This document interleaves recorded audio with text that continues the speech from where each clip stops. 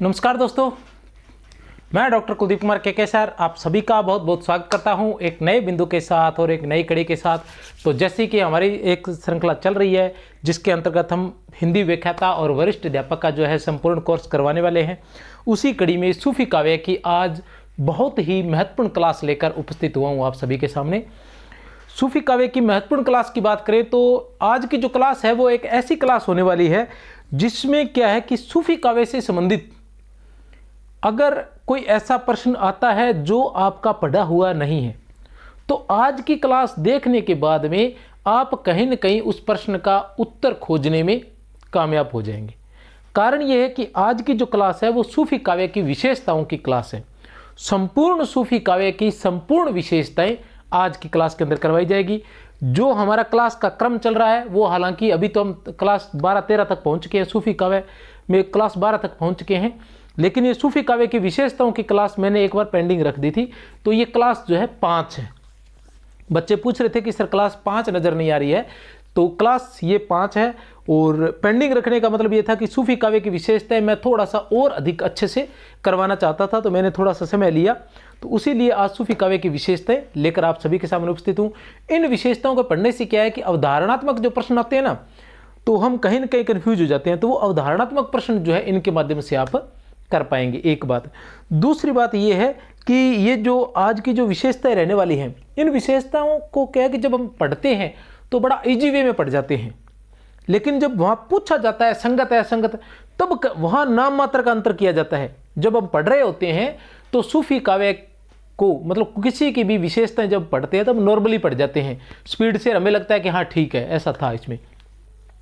लेकिन जब वो वहाँ संगत असंगत पूछते हैं तो वो नाम मात्र का अंतर निकालने की कोशिश करते हैं, और वही नाम मात्र का जो अंतर होता है वो हम स्पीड में पढ़ने की वजह से वो निकाल नहीं पाते हैं।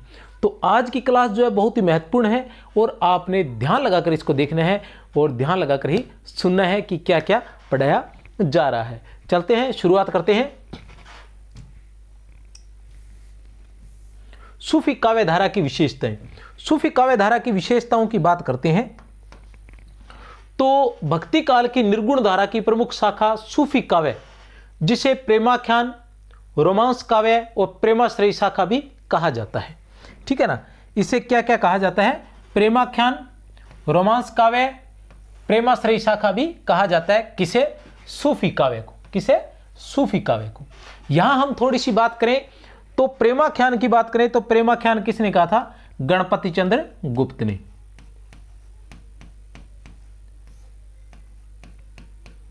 गणपति चंद्र गुप्त ने। गणपति चंद्र गुप्त कौन से? जिन्होंने 1965 में हिंदी साहित्य का वैज्ञानिक इतिहास लिखा था।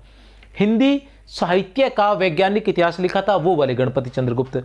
गणपति चंद्र गुप्त कौन से? गणपति चंद्र गुप्त वो वाले जिनका डॉक्टर नगेंद्र के हिंदी साहित्य के इतिहास में सूफी काव्य लिखा गया है, वो गणपति चंद्र गुप्त। रोमांस काव्य की बात करें तो उसी के बारे में भी गणपति चंद्र गुप्त ने ही कहा है।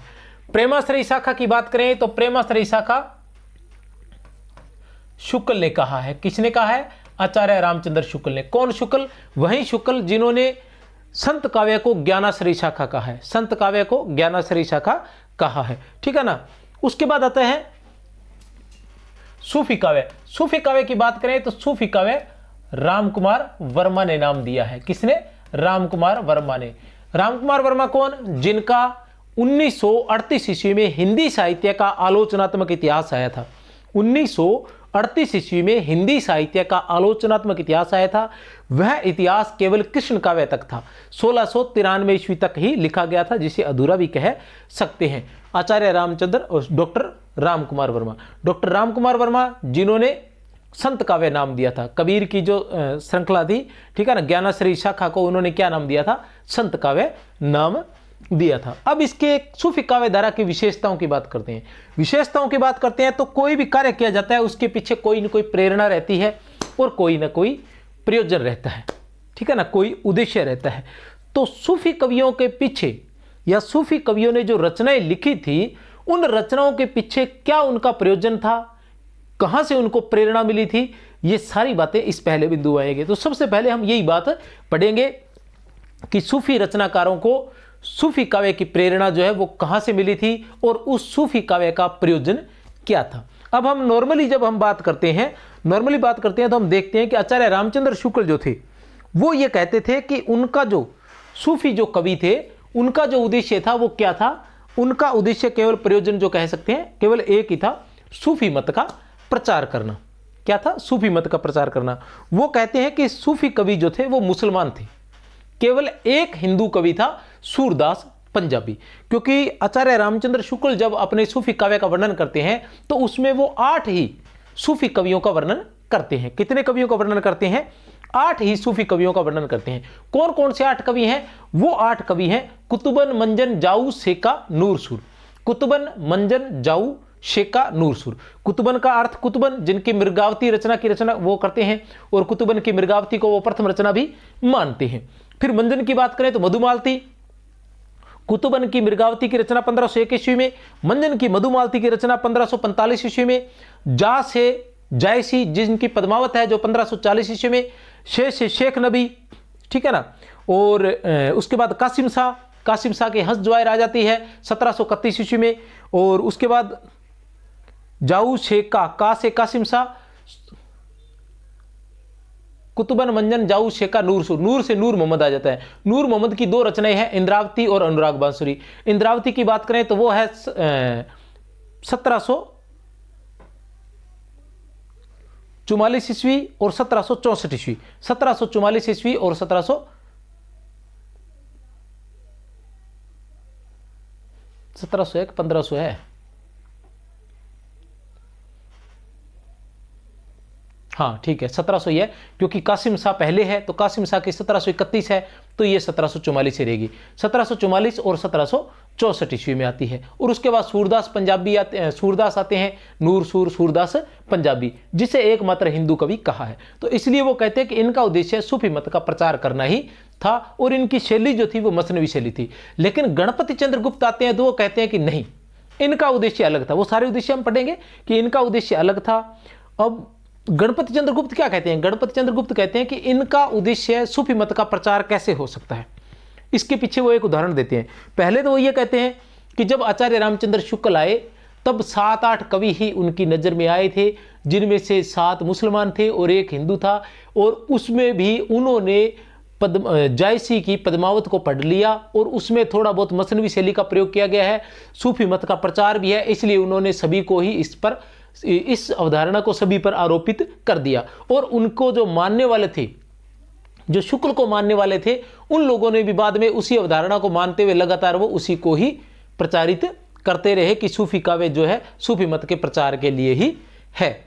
लेकिन गणपति चंद्र गुप्त कहते हैं वर्तमान में सूफी काव्य से संबंधित 50-60 रचनाएं उपलब्ध हो गई हैं और उनमें से अधिकतर जो है वो हिंदू कवि हैं। अधिकतर जो है वो हिंदू कवि हैं। एक बात तो ये आ जाती है, ठीक है ना। दूसरी बात ये आती है कि वो कहते हैं कि जैसे पद्मावत की हम बात करते हैं कि पद्मावत का नायक कौन है? हिंदू है। रतन सेन जो है वो हिंदू है, ठीक है ना। नायिका भी हिंदू है। उसमें जो कहानी चलती है वो कथानक रूढ़ियां हैं, वो भी भारतीय कथानक रूढ़ियों का प्रयोग किया गया अधिकतर। उसके अलावा उसमें जब वो युद्ध करता है, प्रेम के लिए निकल पड़ता है योगी का वेश धारण करके, तो योगी का वेश कौन? वो भी हिंदू संस्कृति का एक हिस्सा है। उसके बाद जब वह युद्ध करता है और युद्ध में विजय प्राप्त करता है तो शिव की सहायता से, हनुमान की सहायता से, देवी देवताओं की सहायता से, तो वो सभी देवी देवता सभी क्या है? हिंदू है, ठीक है ना। और फिर उसके बाद वो जिसको मारता है, जिससे जीतता है, वो कौन है? वो मुसलमान है, अलाउद्दीन खिलजी, जिसे शैतान कहा गया है। तो गणपति चंद्र गुप्त कहते हैं कि अगर उन्होंने सूफी मत का प्रचार करना होता तो वो अपने, ठीक है ना, जाति भाई, ठीक है ना, क्योंकि जाति से वो भाई थे, मलिक मोहम्मद जायसी भी मुसलमान थे और अलाउद्दीन खिलजी भी मुसलमान थे, तो अपनी जाति भ्राता को वो शैतान कैसे सिद्ध करते? भी शैतान किस लिए करते? उनको शैतान क्यों बताते? वो तो शैतान रतन सेन को बताते ना, अगर उन्होंने सूफी मत का प्रचार करना था। तो इसलिए गणपति चंद्र गुप्त कहते हैं कि सूफी कवियों का उद्देश्य सूफी मत का प्रचार करना नहीं था, वो नॉर्मली प्रेमाश्रय काव्य थे, हिंदू मुस्लिम संस्कृति का समन्वय करना था। उसके अलावा वो कहते हैं कि प्रत्येक कवि ने अपनी रचना का उद्देश्य बताया है। जैसे पद्मावत में जायसी ने बताया है कि ओ मन जानी कवित अस्कीना, मक्कू यह रहे जगत में चीना। ओ मन जानी कवित अस्कीना, मक्कू यह रहे जगत में चीना, ठीक है ना। तो वो संसार में, उसी तरह वो कहते हैं कि अलग अलग थी, किसी की ये थी कि अपना दुख भुलाने के लिए अपना दर्द बुलाने के लिए इसकी रचना की थी। दर्द बुलाने की बात करें तो शेख निसार की एक रचना है यूसुफ जुलेखा, जहां इसके बारे में बताया गया कि जो युवावस्था में पुत्र की मृत्यु के दुख से निकलने के लिए यूसुफ जुलेखा की रचना की गई थी। और उसी तरह युवकों के मनोरंजन के लिए इनकी रचना की गई थी, यश प्राप्ति के लिए की गई थी। ये बहुत सारे उद्देश्य थे और इसका वर्णन किया है प्रत्येक रचनाकार ने अपनी अपनी रचनाओं में विशेष रूप से किया है, इसलिए उन पर इस तरह से आरोप करना सही नहीं है। अगर इस प्रकार का आरोप करते हो तो वह आरोप उसी प्रकार का माना जाएगा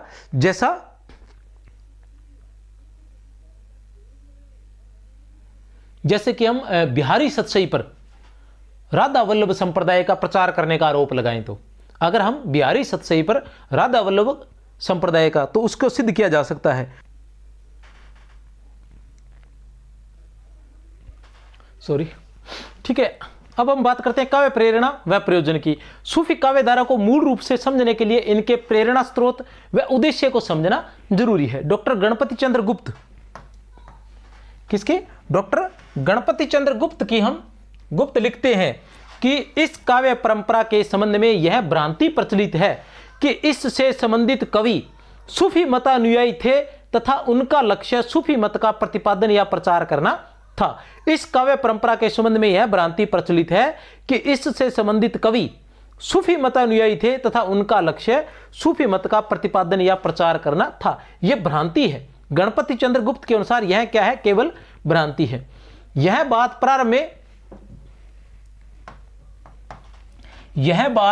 प्रारंभ में आचार्य रामचंद्र शुक्ल ने उस समय कही थी, जबकि इस परंपरा के 6-7 कवि, 6-7 नहीं है 8 कवि थे, मैं बता चुका हूं आपको, कुतुबन मंजन जाऊ शेखा नूर सुर, 6-7 काव्य ही उपलब्ध थे तथा उनमें से अधिकांश मुस्लिम कवियों द्वारा रचित थे। किंतु अब स्थिति वह नहीं रही है। अब इस परंपरा में 50 से अधिक कवियों के अस्तित्व का पता चला है, जिनमें से बहुसंख्यक हिंदू है। उनके काव्य का प्रयोजन सूफी मत का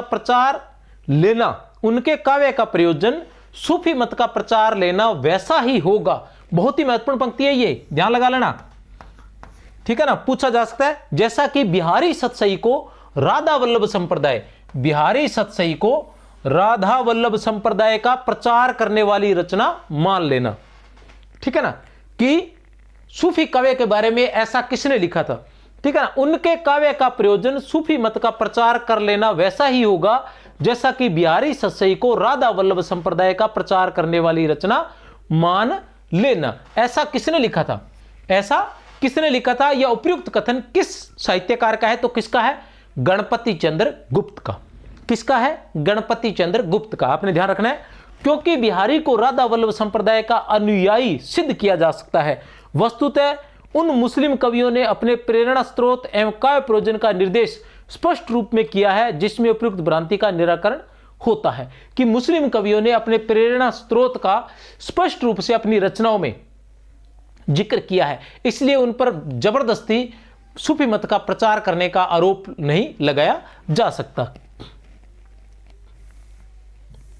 ओ मन जानी कविता सकीना, मकु यह रहे जगत में चीना। प्रीतिवंत है सुने सो कोई, बाढ़ प्रीति ही सुख हुई। कामी पुरुष रसिक जे सुनी, ते यह कथा रे नहीं। विभिन्न कवियों के अंतः साक्ष्य से यह प्रमाणित होता है कि इनका प्रयोजन क्या था। मैं बता चुका हूं, इनका प्रयोजन यश प्राप्ति था। क्या था? यश प्राप्ति, अपनी काव्य कला का प्रदर्शन।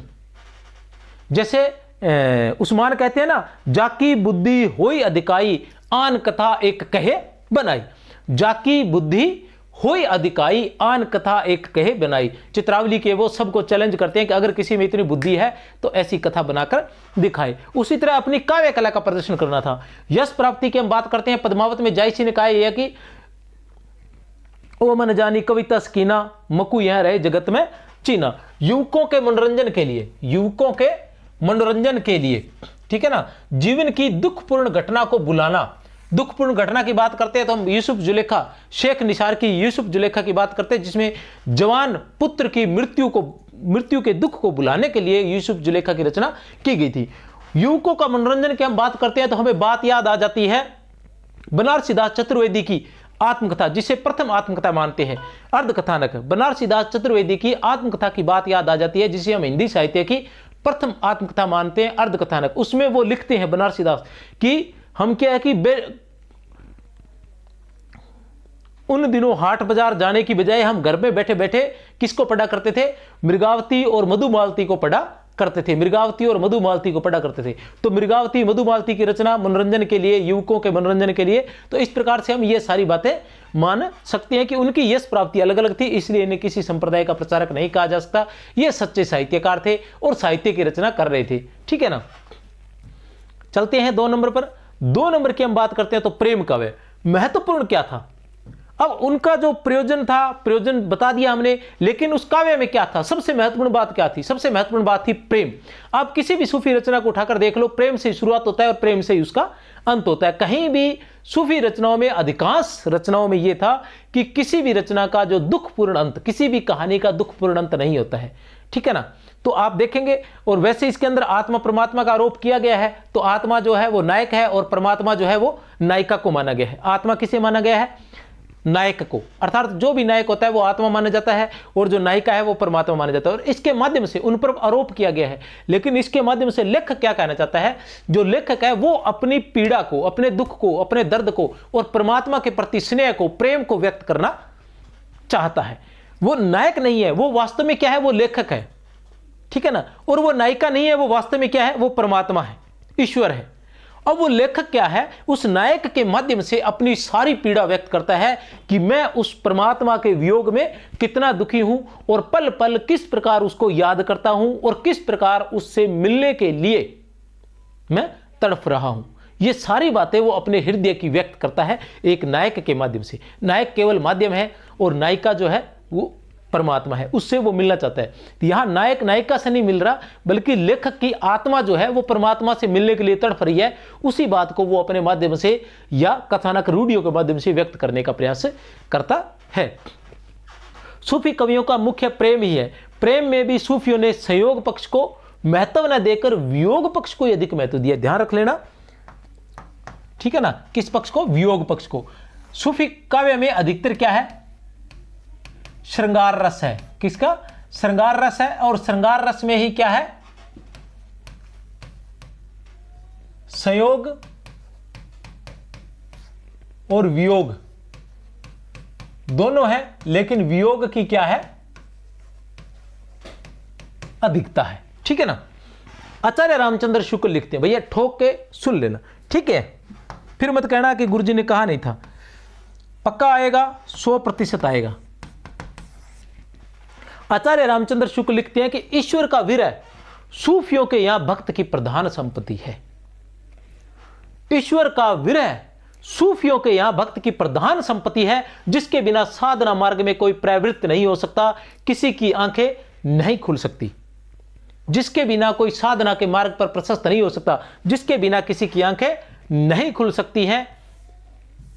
विरह अवधि अवगाह अपारा, बस इतना ही याद रख लेना। विरह अवधि अवगाह अपारा, सिर्फ एक पंक्ति याद रख लेना। आचार्य रामचंद्र शुक्ल के हिंदी साहित्य का इतिहास से यह ली गई है, इसलिए बहुत महत्वपूर्ण हो जाती है। पंक्ति अगर उठाई जाती है तो शुक्ल के इतिहास से ही अधिकतर उठाई जाती है, भक्ति काल तक तो विशेष रूप से।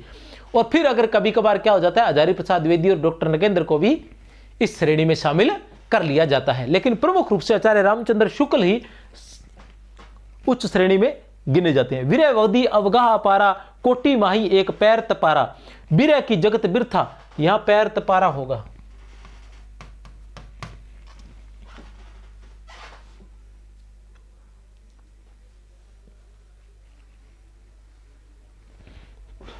विरह की जगत बिरथा जाही, विरह रूप या सृष्टि सबाई, नैन विरह अंजन जिन सारा, नैन विरह अंजन, विरह रूपी काजल जिसने अपनी नैनों में लगा लिया।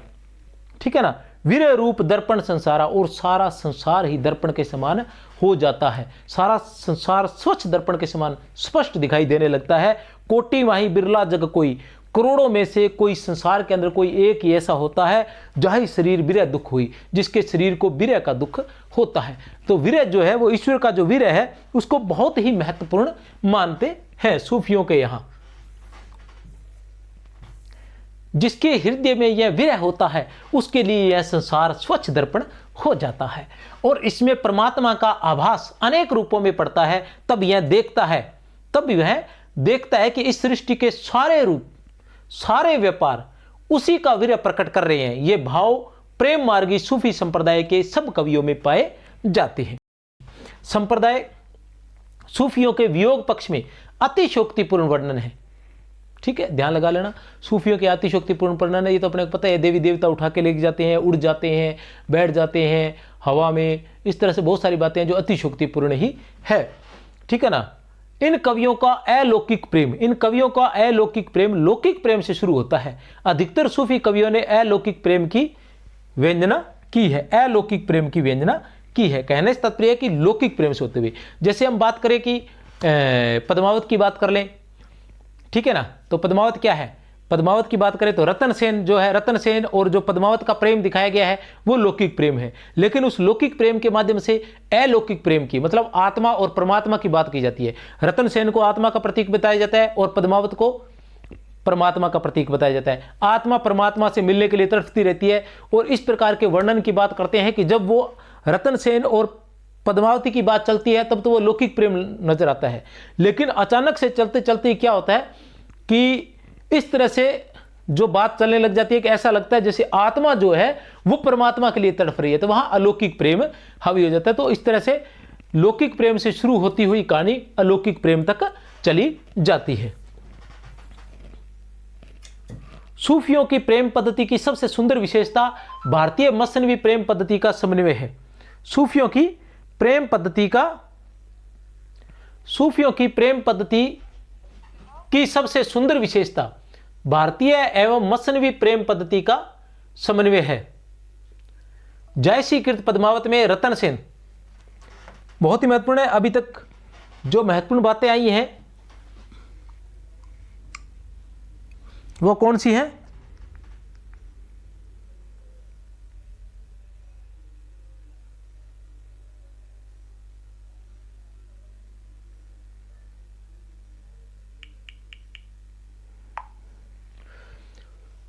एक तो ये थी कि श्रृंगार रस का प्रयोग अधिक हुआ सूफी रचनाओं में। दूसरा क्या था? श्रृंगार में भी वियोग की अधिकता, श्रृंगार में भी वियोग की अधिकता। फिर क्या है?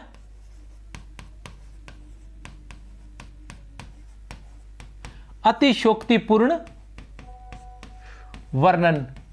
फिर क्या है? अतिशोक्तिपूर्ण वर्णन। और फिर क्या है? मसनवी प्रेम पद्धति का समन्वय। ठीक है ना। भारतीय एवं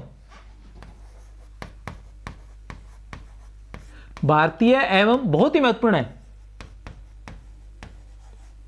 मसनवी प्रेम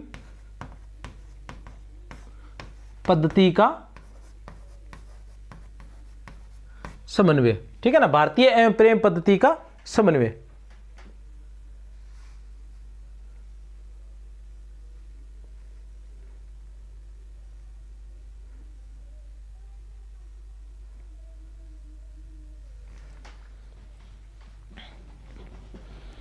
सूफियों की प्रेम पद्धति की सबसे सुंदर विशेषता भारतीय एवं मसनवी प्रेम पद्धति का समन्वय है। जयसीकृत पद्मावत में रतन सेन आत्मा का प्रतीक है, तो पद्मावती जो है वो परमात्मा का प्रतीक है। पद्मावती जो है वो किसका प्रतीक है? वो परमात्मा का प्रतीक है। यहां रतन सेन का जो पद्मावती के प्रति लौकिक प्रेम है, वहीं एक साधक का परमात्मा के प्रति अलौकिक प्रेम हो सकता है। वास्तव में रतन सेन की पद्मावती के प्रति मिलन की उत्कट लालसा पद्मावती के प्रति नहीं, ईश्वर के प्रति है। मतलब वो लेखक हो सकता है और कोई भी साधक हो सकता है जो इस तरह से परमात्मा के वियोग में तड़प रहा है। आचार्य रामचंद्र शुक्ल लिखते हैं, एक बार फिर से लिखते हैं, और लिखते हैं तो भैया बहुत जोरदार लिखते हैं। सूफियों के अनुसार यह सारा जगत एक ऐसे रहस्यमय प्रेम सूत्र में बंधा है। सभी बातों पर लिखा है, ऐसा ही नहीं तीर में तुक्का मारा, ठीक है। मतलब उन्होंने जब वियोग की बात आती है तो वियोग पर लिखा है, प्रेरणा की बात आती है तो प्रेरणा पर लिखा है। शुक्ल जी ने इतना सा इतिहास है छोटा सा भैया, और पता नहीं क्या क्या लिख दिया उसमें, ठीक है ना। सूफियों के अनुसार यह सारा जगत एक ऐसे रहस्यमय प्रेम सूत्र में बंधा है जिसका अवलंबन करके जीव उस प्रेम मूर्ति तक पहुंचने का मार्ग पा सकता है। क्या है कि सूफियों के अनुसार यह सारा संसार, सारा जगत एक ऐसे रहस्यमय प्रेम सूत्र में बंधा है। सूफियों के अनुसार यह सारा संसार एक ऐसे रहस्यमय प्रेम सूत्र में बंधा हुआ है। क्या है? सूफियों के अनुसार यह सारा संसार एक ऐसे रहस्यमय प्रेम सूत्र में बंधा हुआ है कि जिसके माध्यम से ही, जिसका अवलंबन करके, जिसका सहारा लेके उस रहस्यमय प्रेम का, ठीक है ना, उस सूत्र का, उस प्रेम का सहारा लेकर ही उस प्रेम मूर्ति को, किसको? जीव उस प्रेम मूर्ति तक, प्रेम मूर्ति कौन? उस ईश्वर तक पहुंच सकता है। तो किसका सहारा लेकर? प्रेम। एकमात्र प्रेम ही वो सहारा है जिसके माध्यम से उस ईश्वर तक पहुंचा जा सकता है, ठीक है। और प्रेम के नाम पर मारकाट करने वाले, लड़ाई झगड़े करने वाले, एक दूसरे के दोष आरोपण करने वाले, ठीक है ना, तो वो वहां तक पहुंचने वाले नहीं है। वो यही हमारा राजस्थानी में कहा होता, अठी डबकता फिरेगा, ठीक है नहीं। तो प्रेम ही है, स्नेह करना सीखें। और हमारे बुजुर्गों ने भी कहा है कि इस संपूर्ण संसार से स्नेह करना सीखना चाहिए। अगर आप सभी से स्नेह करते हैं तो आप भी स्नेह में हो जाते हैं। आत्मा अगर कहीं है, ऐसा कुछ है, तो वो आपकी पवित्र हो जाती है। और आत्मा का तो मुझे पता नहीं है कि नहीं है, लेकिन इतना पता है कि मन जिसे हम कहते हैं, अंदर से हमें ऐसा महसूस होता है कि हम बड़े हल्का महसूस कर रहे हैं, बड़े फ्री महसूस कर रहे हैं और बड़ा ही प्यारा प्यारा आनंद महसूस करते हैं अगर आपके मन में दूसरों के प्रति स्नेह रहता है तो। और अगर दूसरों के प्रति द्वेष रहता है तो एक छोटी सी बात चलती है, अगर दूसरों के प्रति द्वेष रहता है तो वो कहाँ रहता है? वो कहाँ रहता है? वो आपके मन में रहता है। अब वो रह कहाँ रहा है? द्वेष तो दूसरों के प्रति है, लेकिन रह कहाँ रहा है? क्रोध है, ईर्ष्या है, घृणा है, वो दूसरों के प्रति है, प्रति दूसरों के है, लेकिन रह कहाँ रही है? रह तो अंदर रही है ना। अब वो जहां रह रही है वो सही कैसे हो सकता है? जहां ईर्ष्या, द्वेष, घृणा, क्रोध, ये सारी चीजें जहां रह रही है वो स्वस्थ कैसे हो सकता है? तो वो स्वस्थ नहीं हो सकता। जब वो सारी नहीं होगी ना अंदर, तभी वो स्वस्थ रहेगा, तभी वो आनंद में रहेगा, ठीक है ना। तो सबसे पहले इनको निकाल फेंकिए। जबरदस्ती आने की कोशिश करेंगे, आप जबरदस्ती निकाल के बाहर फेंकिए। वो जबरदस्ती आएंगे, आप जबरदस्ती निकाल के बाहर फेंकिए, क्योंकि आपने उनको रखना नहीं है, ठीक है ना। आपने किसी को देने के लिए जहर घर में रख रखा है, तो आपके मन में हमेशा चिंता बनी रहेगी उस जहर की, समझ रहे हो ना। तो जो भी खतरनाक चीज आपने अपने मन में रख रखी है, आपने अजगर पाल लिया, आपने सांप पाल लिया, आपने कुत्ता पाल लिया दूसरों के लिए, डर अपने लिए, खुद के लिए। अब दूसरों को तो पता नहीं कब खाएगा वो सांप, दूसरों को कब डसेगा, डसेगा कि नहीं डसेगा, मौका मिलेगा, खुद की हमेशा चिंता बनी रहती है। तो उसी तरह से ये सांप, जहर, ये सारी चीजें, ईर्ष्या, द्वेष, घृणा, ये सारी चीजें हैं। इसलिए जो भी हो, कोई अच्छा करे उसका है, जो बुरा करे वो उसका है, आपका कुछ नहीं है। आपने तो सिर्फ अच्छा करना है और ईर्ष्या, द्वेष, घृणा, क्रोध, मोह, माया सबको निकाल के बाहर फेंक देना है और आनंद में हो जाना है, मस्त रहना है, मस्त। हमारे यहाँ गीत है, इधर ही पंजाब के टच में रहते हैं कि ना जाई मस्तां दे डेरे नी मस्त बना देंगे बीबा। तो मस्तों के डेरे जाओगे तो भैया मस्त बन जाओगे। और हिंदी वाले तो मस्त ही होते हैं, क्योंकि इतना पढ़ते हैं। हमारे तो यहाँ कोई ईर्ष्या द्वेष वाली बात ही नहीं होती हिंदी में। तो आप और हम तो एक ही हैं। आप अगर मुझे देख रहे हैं तो आप हिंदी के ही हैं। प्रेम गाथाओं का नामकरण। अब नामकरण कैसे हुआ भैया? जो भी रचना लिखी गई उनका नामकरण कैसे हुआ? नामकरण की मैं बात बता दूं, बड़ा ही आसान है कि जितने भी नाम देखोगे सबसे पहले कौन आता है? हंसावली, नायिका प्रधान। उसके बाद कौन सा आता है? हंसावली 1370 ईस्वी में, असाहित कृत हंसावली 1370 ईस्वी में, नायिका प्रधान। 1389 ईस्वी में चंदायन, मुल्ला दाऊद कृत चंदायन, नायिका प्रधान। उसके बाद मृगावती, कुतुबन कृत मृगावती 1501 ईस्वी, नायिका प्रधान। उसके बाद पद्मावत, जायसी कृत पद्मावत 1540 ईस्वी, नायिका प्रधान। उसके बाद मधुमालती, मंजन कृत मधुमालती 1545 ईस्वी, नायिका प्रधान। 1613 ईस्वी चित्रावली, उस्मान कृत चित्रावली, नायिका प्रधान। रूप मंजरी, नंददास कृत रूप मंजरी, नायिका प्रधान। इंद्रावती, नूर मोहम्मद कृत 1544 ईस्वी में रचित इंद्रावती, नायिका प्रधान। ठीक है, तो इनमें अधिकतर जो रचनाएं लिखी गई थी वो अधिकतर क्या थी, नायिका प्रधान थी। और कारण क्या था नायिका प्रधान लिखने का, कि नायिका को श्रेष्ठ स्थान दिया गया है। वो नायिका नहीं है, वो परमात्मा का प्रतीक है। और जब वो परमात्मा का प्रतीक है तो श्रेष्ठ कौन रहेगा, जहां परमात्मा का नाम आ गया श्रेष्ठ वही है, बाकी सारी कहानियां खत्म हो जाती है। वो पास लिखते हैं ना का हिंदुस्तान है या भारत, ऐसा कुछ कहते हैं कि भारत मेरे जीवन का वो नाम जब आ जाए तो बाकी सभी गौण हो जाते हैं। ठीक है ना, तो भारत जब आ जाता है तो गौण हो जाती है, परमात्मा जब आ जाते हैं तो बाकी सारी चीजें गौण हो जाती है। इसलिए नायिका प्रधान जो जितनी भी रचना लिखी गई थी, अधिकतर रचनाएं जो थी वो नायिका प्रधान ही थी, क्योंकि सारा रोड़ा नायिका का ही था। ठीक है ना, चाहे रामायण ले लो और चाहे महाभारत ले लो और बाकी चाहे कोई फिल्म ले लो, जितनी भी फिल्में आज तो लाखों करोड़ों फिल्में बन गई हैं, तो सब में नायिका का ही रोड़ा रहता है। प्रेम कथाओं का नामकरण, ठीक है ना, सूफी कवियों ने अपनी रचनाओं का नामकरण अधिकतर नायिका के आधार पर किया गया है। हम शुरुआत लेते हैं ना कमाइनी से, जहाँ की सृष्टि का हम मानते हैं कि यहाँ से प्रारंभ हुआ था, मनु पहले थे, मानव जो वो पहले इंसान थे, तो वहाँ से शुरू करते हैं। तो वहाँ भी श्रद्धा और रीड़ा दो नायिकाएं आ जाती है। तो नायिकों का तो जो है ये शुरुआत रहे, बिना नायिका के नायक का कोई अस्तित्व नहीं है। सूफी कवियों ने अपनी रचनाओं का नामकरण अधिकतर नायिका के आधार पर किया गया है। इसका मूल कारण है कि सूफी काव्य में नायक को आत्मा व नायिका को परमात्मा माना गया है, और परमात्मा को महत्व देने के कारण ही इनके अधिकांश रचनाओं के नाम नायिका प्रधान है। हंसावली, मृगावती, पद्मावत, चंदायन, मधुमालती, सत्यवती कथा। हजारी प्रसाद द्विवेदी, हजारी प्रसाद द्विवेदी जिसे प्रथम सूफी रचना मानते हैं, सत्यवती कथा। ईश्वर दास कृत सत्यवती कथा, 1501 ईस्वी में रचित सत्यवती कथा, हजारी प्रसाद द्विवेदी के अनुसार प्रथम रचना। छिताई वार्ता, नारायण दास कृत छिताई वार्ता। इंद्रावती, नूरजहां, ख्वाजा मोहम्मद द्वारा रचित नूरजहां। सारी की सारी नायिका प्रधान नाम है। रहस्यवाद, आ जाइए रहस्यवाद और आचार्य शुक्ल के दर्शन कीजिए। रहस्यवाद में, रहस्यवाद की बात करते हैं तो हमें सूफी काव्य याद आ जाता है, हमें कबीर याद आ जाते हैं, और हमें महादेवी वर्मा याद आ जाती है कि पल पल प्रतिपल, ठीक है ना, पल पल प्रतिपल प्रियतम का पथ आलोकित कर, मधुर मधुर मेरे दीपक जल, मधुर मधुर मेरे दीपक जल, पल पल प्रतिपल प्रियतम का पथ आलोकित कर। तो महादेवी वर्मा की बात आ जाती है। रहस्यवाद, सूफी कवियों का प्रेम अमूर्त ईश्वर के प्रति होने के कारण रहस्यवादी हो गया। अमूर्त, क्योंकि सूफी क्या थे, निर्गुण थे, वहां कोई मूर्ति नहीं थी। अगर मूर्ति होती है तो वह रहस्यवाद नहीं आ सकता, क्योंकि आमने सामने की बात हो जाती है। रहस्य किसका कहते हैं ना कि आमने सामने की बात कर, कोई भेद ना रख।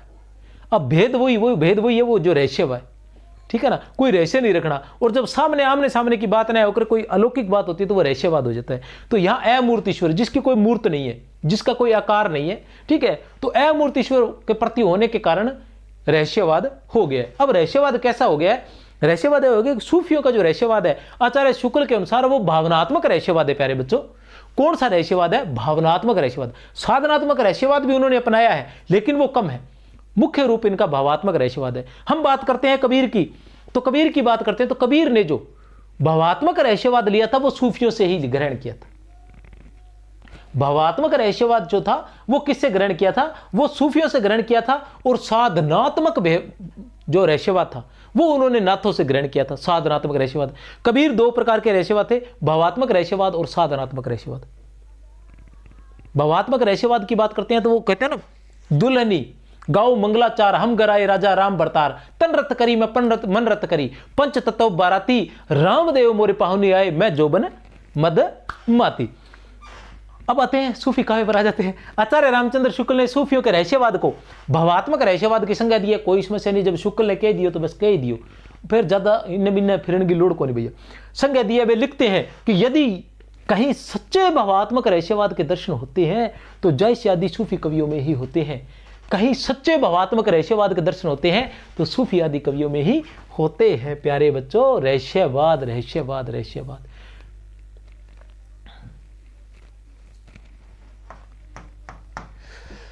सूफी काव्यों की शैली, सूफी काव्यों की शैली बात करते हैं, सूफी काव्यों की शैली की बात करते हैं। इनकी रचनाओं में कथा तत्व की प्रधानता होने के कारण इन्होंने प्राय इतिवृत्तात्मक शैली का प्रयोग किया है।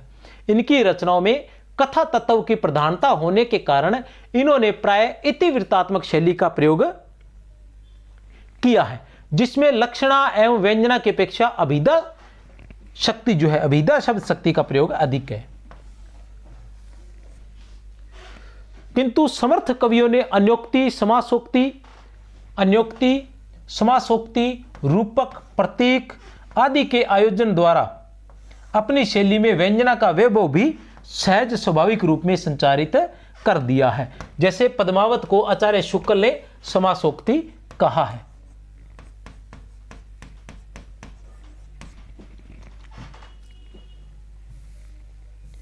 पद्मावत, चित्रावली, ज्ञानदीप आदि काव्यों में प्रमुख पात्र ही विभिन्न दार्शनिक तत्वों के प्रतीक है। पद्मावत,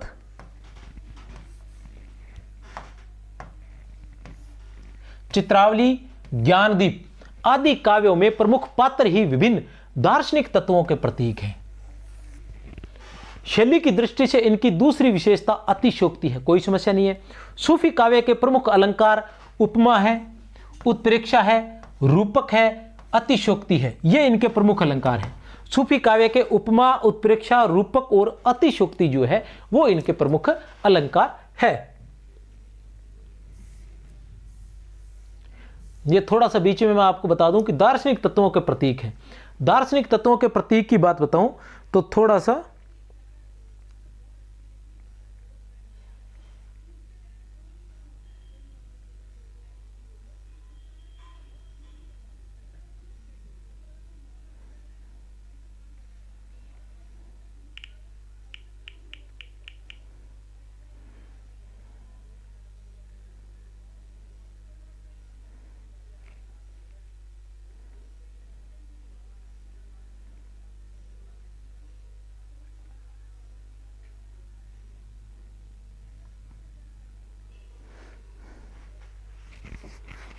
इनमें इंद्रावती की बात करें तो इंद्रावती का जो नायक है वो जीवात्मा का प्रतीक है और नायिका जो है वो ब्रह्म ज्योति की प्रतीक है और मंत्री बुद्धिसेन जो है वो ज्ञान का प्रतीक है। ये ध्यान रख लेना, इंद्रावती में नायक जो है वो जीवात्मा का प्रतीक है, नायिका जो है वो ब्रह्म ज्योति की प्रतीक है। नायिका कौन है? इंद्रावती है, ठीक है ना।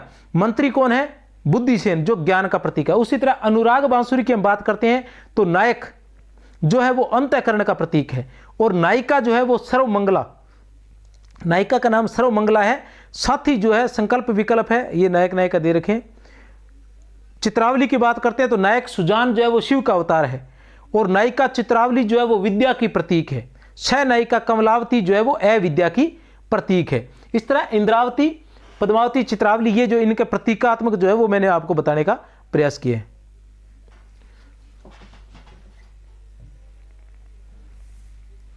छंद योजना, अर्दालियों के मध्य दोहा देने की पद्धति। अर्दालियों के मध्य दोहा देने की पद्धति। अर्दालियों के मध्य दोहा देने की पद्धति। कुछ कवियों ने सोरठा, बरवई, कवित, सवैया, कुंडलियां व झूलना का भी प्रयोग किया है। अर्दालियों के मध्य दोहा देने की पद्धति है, हम जानते हैं। कुछ कवियों ने सोरठा, बरवे, कवित, सवैया आदि का भी प्रयोग किया है। गणपति ने माधवानल कामकंदला में केवल दोहों का प्रयोग किया है। गणपति ने माधवानल कामकंदला में केवल दोहे का प्रयोग किया है। इसी तरह से ढोला मारूरा दोहा में भी केवल दोहे का प्रयोग है। कवि कल्लोल कृत ढोला मारूरा दोहा। भाषा की बात करें, भाषा की हम बात करते हैं तो प्रमुख रूप से अवधी भाषा का प्रयोग किया जाता है, लेकिन कुछ रचनाओं में राजस्थानी व ब्रज भाषा का भी प्रयोग है। अब हमें बाकी सभी में तो कौन से अवधी भाषा का प्रयोग किया गया है? बाकी सभी में अवधी भाषा का प्रयोग किया गया है, लेकिन कुछ रचनाएं जिनमें राजस्थानी भाषा का प्रयोग किया गया है वो कौन सी है? हंसावली। हंसावली में राजस्थानी भाषा का प्रयोग किया गया है। लखन सेन पद्मावती कथा। लखन सेन पद्मावती कथा तो इजी है, हम जान जाएंगे। लखन सेन पद्मावती कथा तो हम जान ही जाएंगे कि इसके अंदर किस भाषा का प्रयोग है? राजस्थानी भाषा का प्रयोग है। माधवानल कामकंदला गणपति वाली, इसमें भी राजस्थानी भाषा का प्रयोग है। माधवानल कामकंदला कुशल लाभ की, इसमें भी राजस्थानी भाषा का प्रयोग है। ढोला मारो रा दूहा हम समझ जाएंगे किसका प्रयोग है, राजस्थानी भाषा का प्रयोग है। प्रेम विलास प्रेम लता की कथा राजस्थानी भाषा का प्रयोग है। इसके अलावा ब्रज भाषा की बात करें तो रूप मंजरी तथा जान कवि, रूप मंजरी तथा जान कवि की जो रचनाएं हैं उनमें ब्रज भाषा का प्रयोग किया गया है। अब माधवनारायण कामकंदला की बात करें तो जो आलम की माधवनारायण कामकंदला है, जो आलम वाली माधवनारायण कामकंदला है उसमें तो अवधि का प्रयोग किया गया है, ठीक है ना। और जो बोधा की जो वीरा वारिस जिसे कहा जाता है उसमें ब्रज का प्रयोग किया गया है, ठीक है ना। माधवनारायण कामकंदला नाम से हमारे पास 4 मिलती है रचनाएं, गणपति वाली सबसे पहले, उसके बाद कुशल लाभ की, इनके अंदर राजस्थानी भाषा का प्रयोग किया गया है। फिर हम बात करते हैं आलम वाली अवधि, आलम वाली माधवनारायण कामकंदला का, तो उसके अंदर किसका प्रयोग किया गया, अवधि भाषा का। फिर हम बात करते हैं बोधा की जो वीरा वारिस रचना है, उसी को माधवनारायण कामकंदला भी कहा जाता है, उसमें ब्रज भाषा का प्रयोग किया गया, ये ध्यान रख लेना। और बाकी सभी में अवधि भाषा का प्रयोग किया गया। आप कहें तो अवधि भाषा का भी मैं थोड़ा सा आपको बता दूं कौन कौन सी है। वैसे तो हमें पता ही है कि मुल्ला दाऊद की चंदायन हो गया, पद्मावत हो गया, ये सारी है, फिर भी थोड़ा सा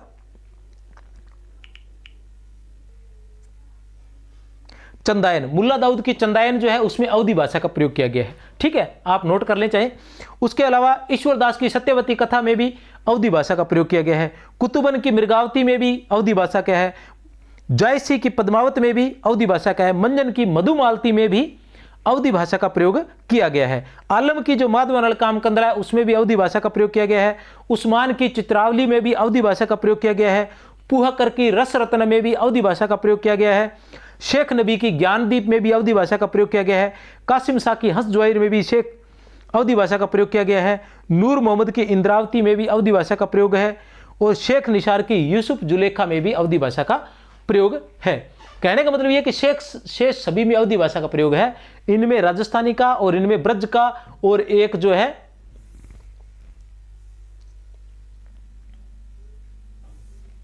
भाव सौंदर्य, भाव सौंदर्य की बात करें तो सूफी दर्शन ने इस्लाम की पारंपरिक धारणा में संशोधन करते हुए, सूफी दर्शन ने इस्लाम की पारंपरिक धारणा में संशोधन करते हुए, सूफी दर्शन ने इस्लाम की पारंपरिक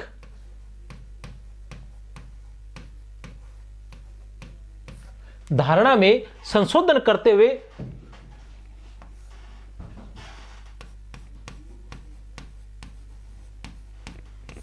तसव्वुफ के दर्शन को मान्यता दी।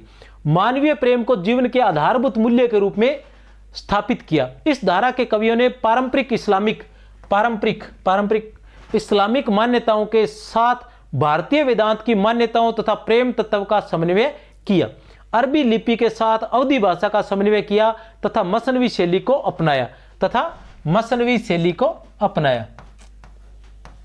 कहने का तात्पर्य यह है कि जैसे परंपरा से जो चली आ रही थी परंपरा की मूर्ति का पूजन करना, लेकिन निर्गुण कवियों ने उन चीजों को नहीं माना था, उसी प्रकार उन्होंने जो प्राचीन परंपरा, जब परंपरा से चली आ रही थी जो पूजा की पद्धति जो भी है, ठीक है ना, उसको नहीं माना था, उन्होंने नए तरीके से अपनाया था।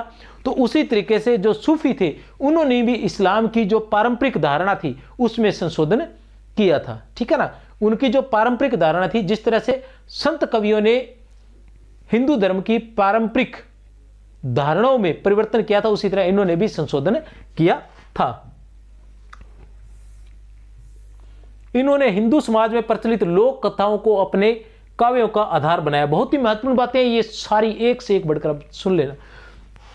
इन्होंने हिंदू समाज में प्रचलित लोक कथाओं को अपने काव्यों का आधार बनाया था, बिल्कुल सही है, ठीक है। इनका प्रेम अमूर्त ईश्वर के प्रति होने के कारण रहस्यवादी हो गया था, बिल्कुल सही है, बहुत ही महत्वपूर्ण है।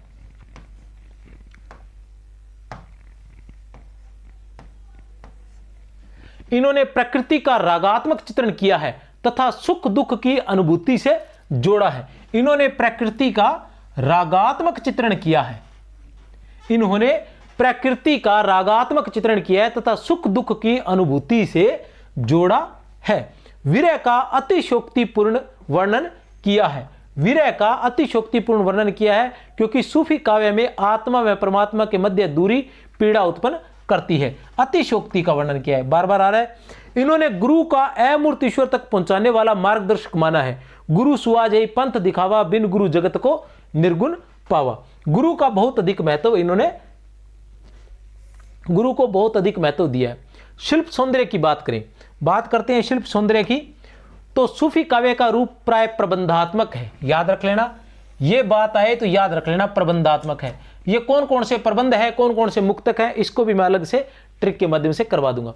जिनकी शैली आचार्य शुक्ल के अनुसार मसनवी है, जिसमें आरंभ में, जिनकी शैली आचार्य शुक्ल के अनुसार, किसके अनुसार, आचार्य शुक्ल के अनुसार इनकी शैली मसनवी शैली है, जिसमें आरंभ में ईश वंदना रहती है, फिर राजा की प्रशंसा रहती है, फिर गुरु की वंदना रहती है, और बाद में पूरी कथा है।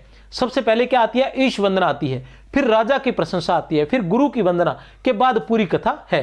डॉक्टर गणपत चंद्र गुप्त इनकी शैली को भारतीय मानते हैं। गुप्त क्या मानते हैं, इनकी शैली को मसनवी न मानकर भारतीय मानते हैं।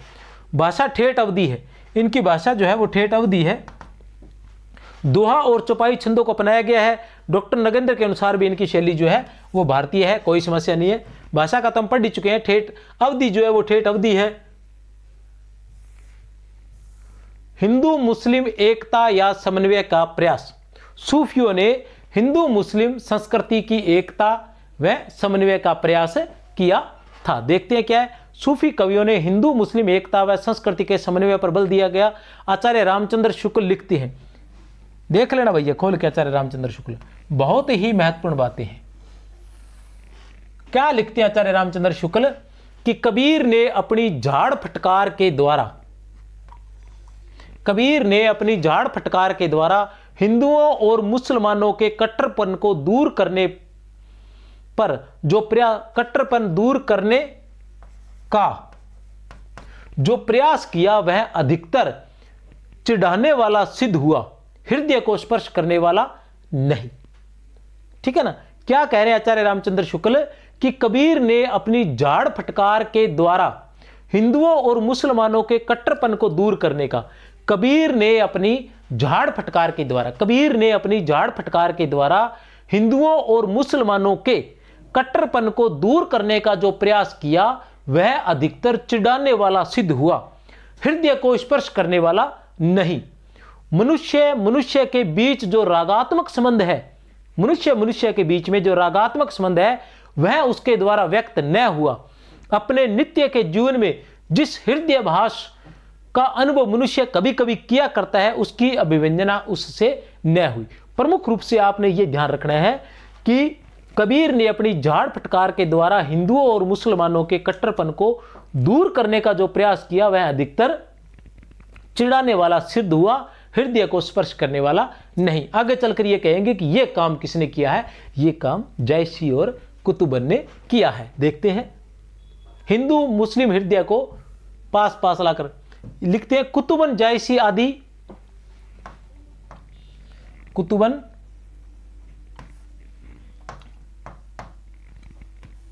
कुतुबन जायसी आदि प्रेम कहानी के कवियों के प्रेम का शुद्ध मार्ग दिखाते हुए उन सामान्य जीवन दशाओं को सामने रखा जिनका मनुष्य मात्र के हृदय पर एक सा प्रभाव दिखाई पड़ता है। हिंदू हृदय बहुत ही महत्वपूर्ण है।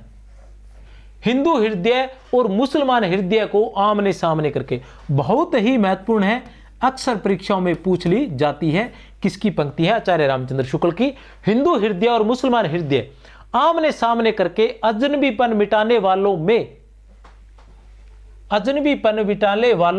में इन्हीं का नाम लेना पड़ेगा। इन्होंने मुसलमान होकर हिंदुओं की कहानियां हिंदुओं की ही बोली में, हिंदुओं की कहानियां हिंदुओं की ही बोली में पूरी सहृदयता से कहकर उनके जीवन की मर्मस्पर्शनीय अवस्थाओं के साथ साथ अपने उदार हृदय का पूर्ण सामंजस्य दिखा दिया। ठीक है ना, कौन थे, कुतुबन और जायसी। हिंदू हृदय और मुसलमान हृदय आमने सामने करके अजनबीपन मिटाने वालों में इन्हीं का नाम लेना पड़ेगा। इन्होंने मुसलमान होकर हिंदुओं की कहानियां हिंदुओं की ही बोली में पूरी सहृदयता से कहकर उनके जीवन की मर्म स्पर्शनीय अवस्थाओं के साथ साथ अपने उदार हृदय का पूर्ण सामंजस्य दिखा दिया। कबीर केवल भिन्न प्रतीत होती हुई परोक्ष सत्ता की एकता का आभास दिया था। कबीर ने केवल, बहुत ही महत्वपूर्ण है ये भी, कबीर ने केवल भिन्न प्रतीत होती हुई परोक्ष सत्ता जो पर अक्ष, मतलब आंखों से जो परे हो, ठीक है ना, जो आत्मा परमात्मा की सत्ता हो, उसकी एकता बनाई थी किसने? कबीर ने।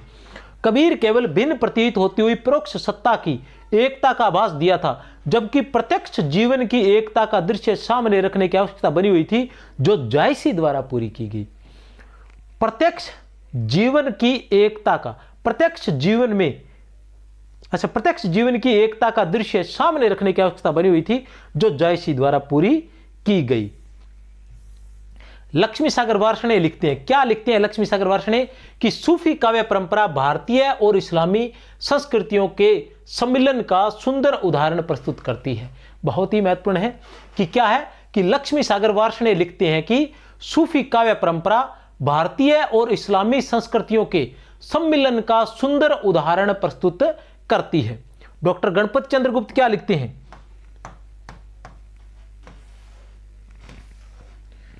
अपनी बहुज्ञता प्रदर्शन के लिए वेदांत दर्शन, योग मार्ग, इस्लाम, नीति शास्त्र, काम शास्त्र, काव्य शास्त्र, संगीत शास्त्र, ज्योतिष शास्त्र एवं भूगोल की सामान्य बातों का भी समन्वय उन्होंने कर दिया, जो कि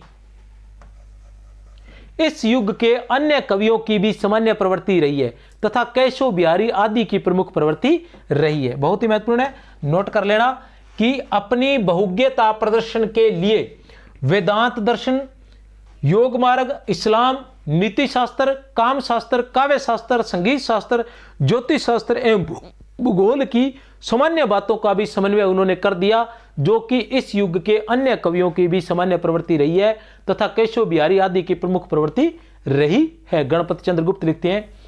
डॉक्टर रामकुमार वर्मा क्या लिखते हैं? डॉक्टर रामकुमार वर्मा लिखते हैं कि हिंदू और मुसलमान संस्कृति का प्रेम पूर्ण सम्मिलन नहीं, प्रेम काव्य की अभिव्यक्ति है।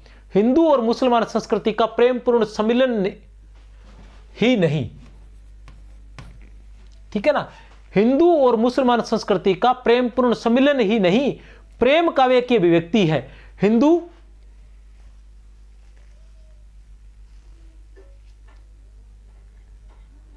अच्छा नहीं सिर्फ ही है, सॉरी,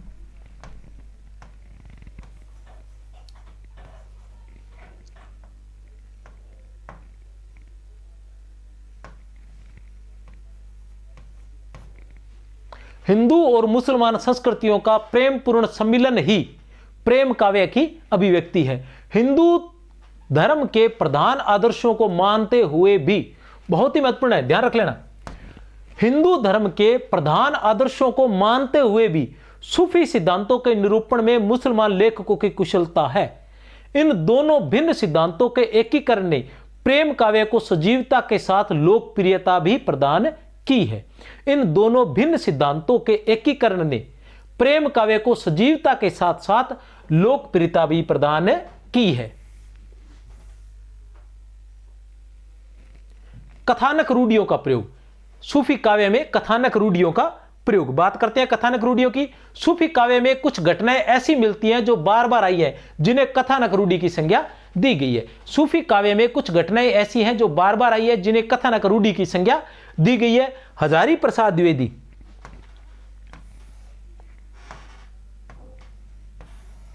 हजारी प्रसाद द्विवेदी क्या लिखते हैं? कथानक को गति देने के लिए सूफी कवियों ने प्राय उन सभी कथानक रूढ़ियों का व्यवहार किया जो परंपरा से भारतीय कथाओं में व्यवहृत होती रही, जैसे चित्र प्रदर्शन,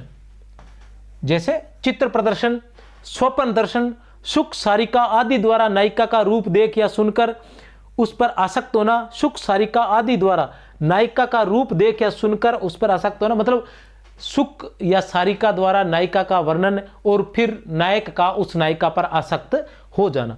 चित्र दर्शन जैसे चित्रावली में दिया गया है, स्वप्न दर्शन बहुत सी रचनाओं में है, मृगावती में भी है, ठीक है ना। पशु पक्षियों की बातचीत से भावी घटना का संकेत पाना कि बहुत सारी चिड़ियां बोल रही हैं तो ऐसा हो सकता है, कौवा बोल रहा है तो ऐसा हो सकता है, तो पशु पक्षियों की आवाजों से ही बहुत सारी घटनाओं के बारे में जानना, ये कथानक रूढ़ियां हैं। मंदिर या चित्रशाला में प्रिय युगल का मिलन होना, कुछ कथानक रूढ़ियों ईरानी साहित्य से आ गई, कुछ कथानक रूढ़ियां ईरानी साहित्य से आई, वो थी भारतीय साहित्य की कथानक रूढ़ियां। यह ईरानी साहित्य की कौन सी है? प्रेम व्यापार में परियों और देवों का सहयोग, ये कौन सी है? ईरानी कथानक रूढ़ियां हैं। क्या है कि प्रेम व्यापार में परियों और देवों का सहयोग। उड़ने वाली राजकुमारियां, मृगावती जो थी वो उड़ने की कला जानती थी, मृगावती जो थी वो उड़ने की कला जानती थी। हंसावली जो थी उसने प्रत्येक पखवाड़े में 5 पुरुषों की हत्या का प्रण बना रखा था। राजकुमारी का प्रेमी को गिरफ्तार करा लेना इत्यादि। परंतु इन नई कथानक शैलियों को भी कवियों ने पूर्ण रूप से भारतीय वातावरण के अनुकूल काव्यों का मूल आधार भारतीय लोक कथाएं हैं। परंतु 18वीं शताब्दी और उसके बाद के कवियों में यूसुफ जुलेखा, अब ये तो सारे भारतीय थे ऊपर वाली, तो अब 18वीं शताब्दी में थोड़ा अलग आया था।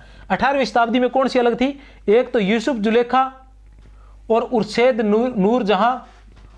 नूर जहां आदि ईरानी कहानियों का भी आश्रय लिया गया है। मतलब ऊपर सारी जो जितनी इससे पहले 18वीं शताब्दी से पहले तो भारतीय कहानियों का ही सहारा लिया गया था, लेकिन जो यूसुफ जुलेखा और उर्शेद नूर जहां है, ठीक है ना, इसके अंदर किसका लिया गया? ईरानी कहानियों का सहारा भी लिया गया। ध्यान रख लेना, यूसुफ जुलेखा और नूर जहां में कौन सी कहानी है? ईरानी कहानियां हैं, लेकिन इनकी लिपि क्या है? फारसी भाषा, अवधी लिपि फारसी।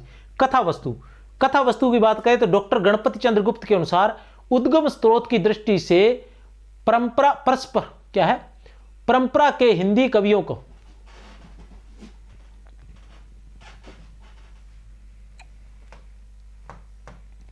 डॉक्टर गणपति चंद्र गुप्त के अनुसार उद्गम स्रोत की दृष्टि से इस परंपरा के कवियों को 3 वर्गों में बांटा जा सकता है। 3 वर्गों में। पहला वर्ग कौन सा है? महाभारत, हरिवंश पुराण आदि पौराणिक वृत्त पर आधारित जो कहानियां थी वो कहां से ली गई थी? कथा वस्तु कहां से ली गई थी? या तो महाभारत से ली गई थी या हरिवंश पुराण से, ठीक है ना, या तो महाभारत से या हरिवंश पुराण से, ठीक है ना। जैसे उषा अनिरुद्ध हो गया, नल दमयंती हो गया, ये सारे, ठीक है ना। फिर 2 नंबर पर ऐतिहासिक या अर्ध ऐतिहासिक, जैसे पद्मावत हो गया, लखन से पद्मावती हुआ, ठीक है ना। फिर कल्पना प्रसूत माधवनल कामकंदला हो गया, ठीक है ना। ये बाकी सारी जो रचनाएं थी। प्रथम वर्ग मुख्यतः नल दमयंती एवं उषा अनिरुद्ध आता है। प्रथम वर्ग में क्या आता है? नल दमयंती एवं उषा अनिरुद्ध संबंधी कथाएं, बहुत सारी कथाएं थी, हमने करवा चुके हैं। द्वितीय वर्ग आता है, द्वितीय वर्ग जो ऐतिहासिक है, लखन सेन पद्मावती कथा और पद्मावत और चिताई वार्ता, ये इसके अंदर आ जाता है, ठीक है ना। ये सारी बातें हैं। कल्पना प्रसूत, बाकी सारी कल्पना प्रसूत के अंतर्गत आ जाती है। तृतीय वर्ग में माधवनल कामकंदला आदि रचना आदि आती है। 18वीं व 19वीं शताब्दी के 2-3 काव्यों यूसुफ जुलेखा, लैला मजनू, प्रेम दर्पण को छोड़कर सामान्यतः यह कहा जा सकता है कि इन कथाओं का उद्गम स्रोत भारतीय। एक नूरजहां होगी पहले लिखा जा चुका है, फिर यूसुफ जुलेखा हो गया, फिर लैला मजनू हुआ और फिर प्रेम दर्पण हुआ, नसीन कृत प्रेम दर्पण, ठीक है ना। यूसुफ जुलेखा, शेख निसार की लैला मजनू, प्रेम दर्पण आदि को छोड़कर सामान्यतः बाकी सभी कहानियों का जो आधार था वो भारतीय ही था, ठीक है ना। काव्य रूप की हम बात करते हैं तो अधिकांश सूफी रचनाएं प्रबंधात्मक है। आचार्य रामचंद्र शुक्ल ने इन प्रबंध काव्यों की शैली मसलवी मानी है, जिसमें ईश्वर वंदना, फिर राजा की प्रशंसा, उसके बाद गुरु की वंदना और बाद में एक ही छंद में पूरी कथा आती है, ऐसा आचार्य रामचंद्र शुक्ल लिखते हैं। आचार्य रामचंद्र शुक्ल फिर लिखते हैं कि पद्मावत की रचना संस्कृत प्रबंध काव्यों की सर्गबद्ध पद्धति पर नहीं हुए, फारसी की मसनवी शैली पर है। बहुत ही महत्वपूर्ण है। पद्मावत की जो रचना है वो संस्कृत की सर्गबद्ध पद्धति पर नहीं है, संस्कृत की सर्गबद्ध पद्धति पर नहीं है, बल्कि मसनवी शैली पर आधारित है। पद्मावत की रचना संस्कृत प्रबंध काव्यों की सर्गबद्ध पद्धति पर नहीं है, फारसी की मसनवी शैली पर है। बहुत ही महत्वपूर्ण है ये। फिर गणपति चंद्र गुप्त क्या लिखते हैं, देख लेते हैं गणपति चंद्र गुप्त क्या लिखते हैं। क्लास बहुत लंबी हो गई है, ठीक है। गणपति चंद्र गुप्त लिखते हैं कि सूफी परंपरा के कवियों में जायसी को छोड़कर शेष धर्म साधक या मत प्रचारक होने का कोई प्रमाण नहीं है। सूफी परंपरा के कवियों में जायसी को छोड़कर शेष के धर्म साधक या मत प्रचारक होने का कोई प्रमाण नहीं मिलता। वस्तुतः आचार्य रामचंद्र शुक्ल ने अपने युग में उपलब्ध कुछ प्रेमाख्यानों के प्रतिनिधि के रूप में उपलब्ध कुछ प्रेमाख्यानों के प्रतिनिधि के रूप में, ठीक है ना, जायसी के पद्मावत का अध्ययन किया और इस अध्ययन से उपलब्ध निष्कर्षों को ही समूची परंपरा पर आरोपित कर दिया। प्रवृत्ति शोधकर्ताओं ने भी शुक्ल जी के आप्त वाक्य को प्रमाण मानकर इस परंपरा के सभी प्रेमाख्यानों को बलात् सूफी विशेषण से विभूषित कर दिया। मतलब बाद वाले प्रवृत्ति जो कवि थे उन्होंने भी उसी को ही मानकर, प्रमाणिक मानकर सभी को ही सूफी काव्य कर दिया, ठीक है ना। इस परंपरा के सभी प्रेमाख्यानों को, क्या प्रेमाख्यानों को, तो गणपति चंद्र गुप्त इस श्रृंखला के काव्यों को प्रेमाख्यान कहते हैं। प्रेम आख्यान, प्रेमों का आख्यान, प्रेम की कहानियां, ठीक है, कथा, वो सूफी काव्य नहीं कहते हैं। विशेषण से विभूषित कर दिया। फिर भी जो लोग तटस्थ रूप में पूर्वक धारणा पर पुनर्विचार करने के लिए प्रस्तुत हैं, इसकी कोई बात नहीं। स्वयं आचार्य शुक्ल ने पद्मावत की प्रेम पद्धति को अभारतीय मान लेने के कारण रतन सेन पद्मावती के प्रेम को आत्मा परमात्मा का प्रेम बताते हुए उसे सूफी रहस्यवाद से अनुप्राणित सिद्ध करने की चेष्टा की। गणपति चंद्र गुप्त लिखते हैं कि स्वयं आचार्य शुक्ल ने पद्मावत की प्रेम पद्धति को अभारतीय मान लेने के कारण रतन सेन पद्मावती के प्रेम को आत्मा परमात्मा का, रतन सेन पद्मावती के प्रेम को आत्मा परमात्मा का प्रेम बताते हुए उसे सूफी रहस्यवाद से अनुप्राणित सिद्ध करने की चेष्टा की। यद्यपि इससे वे पद्मावत के रूपक तत्व की व्याख्या करने में असफल रहे, क्योंकि स्वयं कवि के अनुसार पद्मावती परमात्मा का प्रतीक न होकर, स्वयं कवि के अनुसार पद्मावती परमात्मा का प्रतीक न होकर सात्विक बुद्धि का प्रतीक है, ठीक है ना। जब हम पद्मावती को आत्मा का प्रतीक मानते हैं, किसका प्रतीक मानते हैं? आत्मा का, तो क्या हो जाता है? रहस्यवाद की प्रधानता। तो हम क्या मानते हैं? रहस्यवाद की प्रधानता मानते हैं और इसे सूफी काव्य की प्रधानता भी मानते हैं। लेकिन जब हम पद्मावती को सात्विक बुद्धि का प्रतीक मानते हैं, किसका?